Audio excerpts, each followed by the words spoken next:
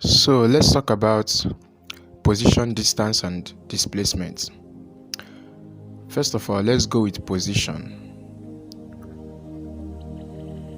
In physics, whenever you hear the word position, what comes to your mind?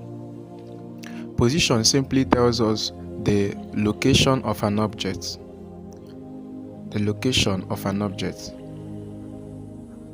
And that's just a very easy way of explaining position. It tells us where an object is per time. And position would not change if the object or body under consideration does not make any movement. So let's say we have a box. Let this box represent a car, for instance. And let's say this car is just stationary, meaning it's not in motion. Now the position of this car, let's represent it with A. Now, so long as this car remains stationary, the position would not change, it will remain at A. Now if this car makes a movement, you ignite the car, and let's say you drive to the filling station, for instance, to get fuel. Now the position of this car has changed now. So position will only change if there is motion. So this car moved in this direction and is now here. So let's call this position B. So we can say that this is the initial position and this is the final position. Now let's say that the movement this car made, it was able to cover a distance of 30 meters, for instance. So to keep things simple, let's say that after this car have moved from position A to position B, to the filling station, a distance of 30 meters.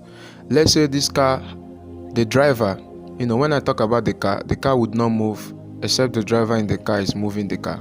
So the driver decides to move again from the filling station. He decides to go backward. Let's say somewhere in the middle between the initial position and the final position is, say, a market or something. So, or rather, let's say the driver decides to turn in this direction. That means he moves from B to this position now. Now let's call this position C. And let's say the distance from B to C is, I said, is the middle. That means it should be 15 meters. Let's say it's halfway AB. Now, in all these arrangements, what will you say the final position is? The final position is no longer B, because this man moved from A, which is the initial position, to B, then from B to C. So the final position is now at C. So position simply tells us the location of an object per time. This object, or this body, in this case a car, was at this position A, moved to the filling station position B, and now is at a market position C. So the initial position is A, final position is C. Now what of distance? Distance is the total space covered by a body under consideration. Total space covered by a body under consideration. So what would be the distance of this journey? Say that we are considering the movements of this driver. What will we call the distance? The distance, in this case total distance now, will be the total space covered by the body. So in the first journey he moved 30 meters, so I will take note of that, and then he moved another 15 meters to C. So the total distance covered by the driver will be 30 plus 15, which is 45 meters. So that's the thing about distance. What you need to know again about distance is that distance is always positive. You can never have distance with a negative value, because it's just a summation of the total ground covered. It does not put into the consideration the direction. So distance does not tell you the direction of the motion.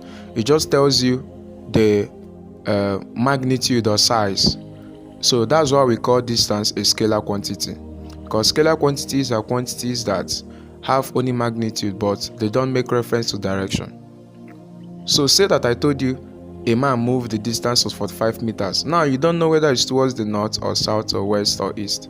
So you see, it just tells you the size, but never puts into consideration the direction. That leads us to the next one, which is displacement. Now, what is displacement? Displacement is simply a change in position. Now, in physics, whenever you see this symbol that looks like a triangle, it's called delta, and it simply means change.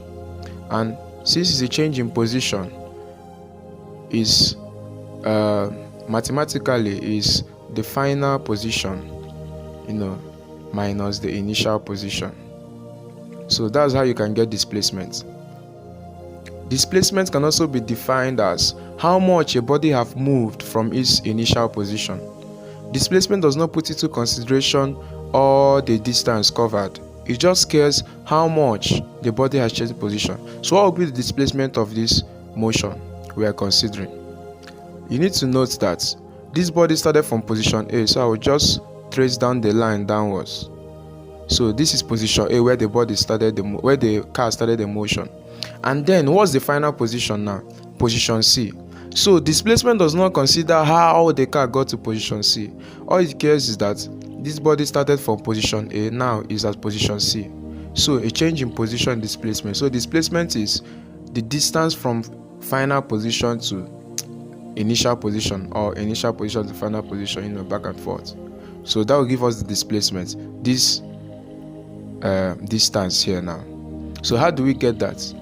If the whole of this is 30 and the whole of this is 15, so the displacement is how much it have moved from the initial position.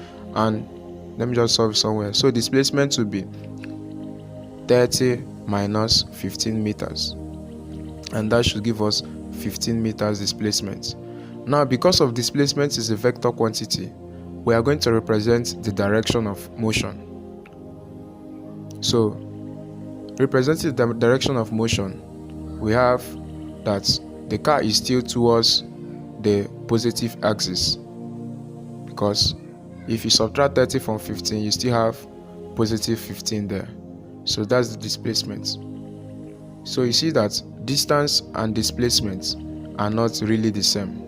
Distance only tells us the magnitude, while displacement tells us both the magnitude and the direction. So let's try something else. Okay. Now, since displacement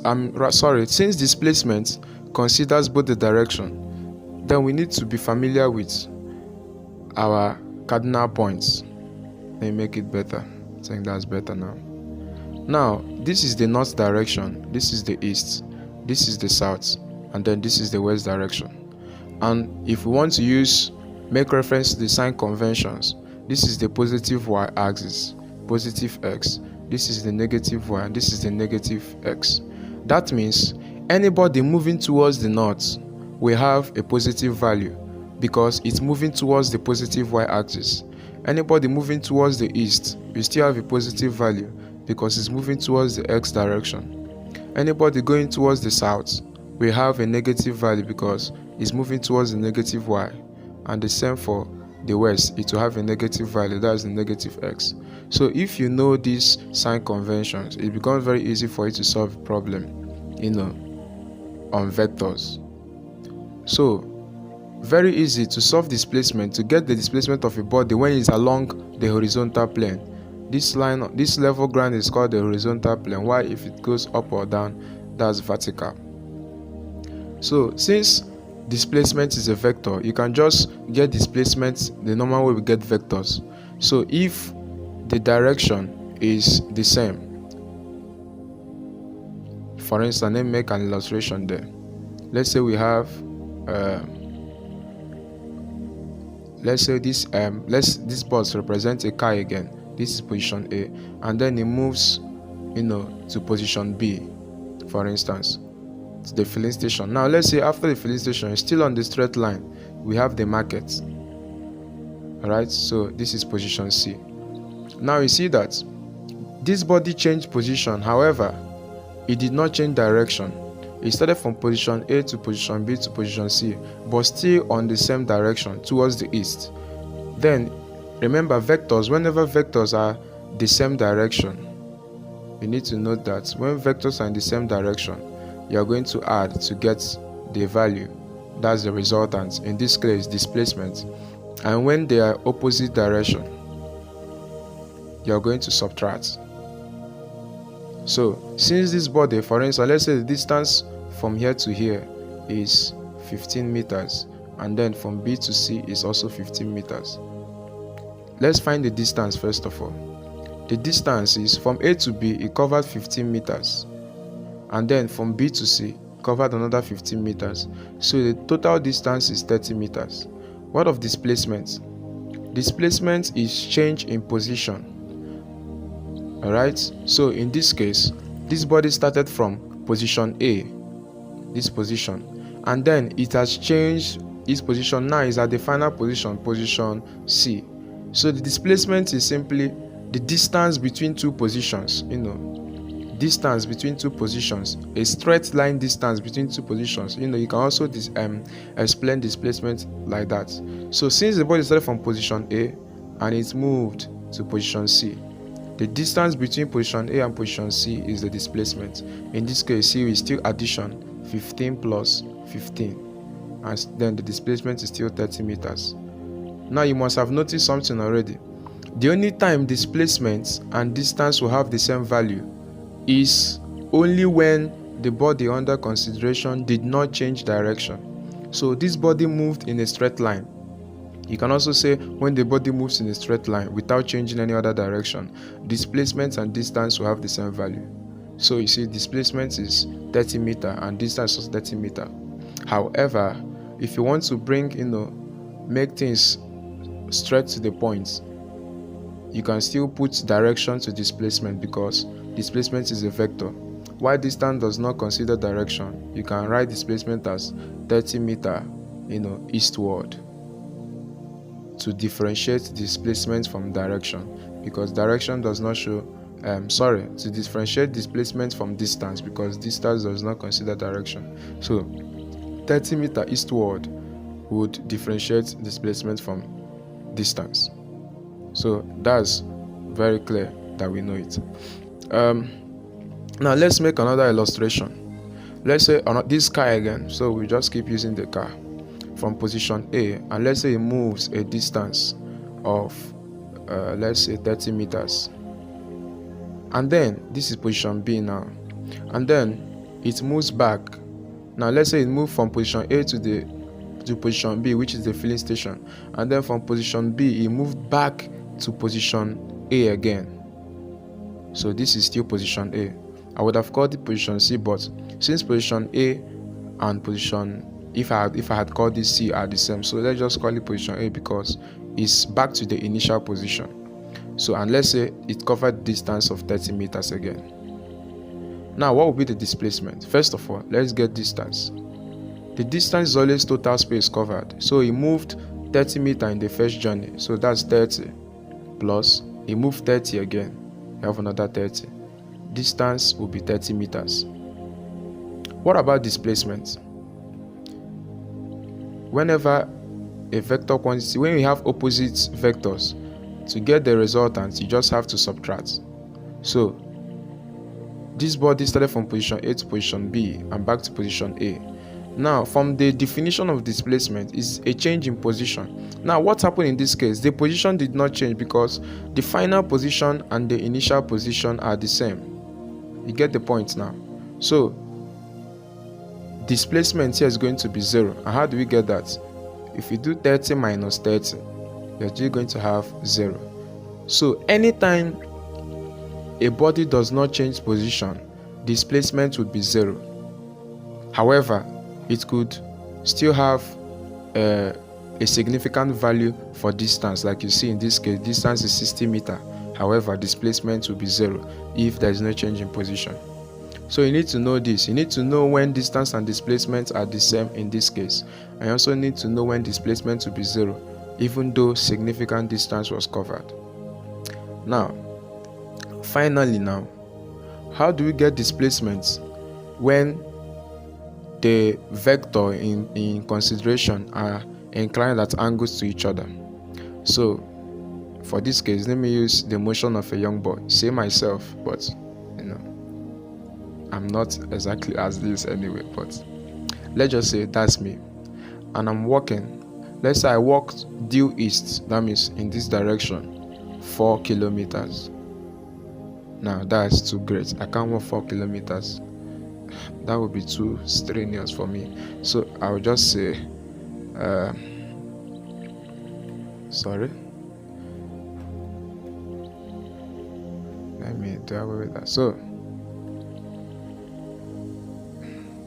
please just hang on. Let me find out what's the issue with my pen. Okay, let's continue then now. So let me say 4 meters. I think that's better.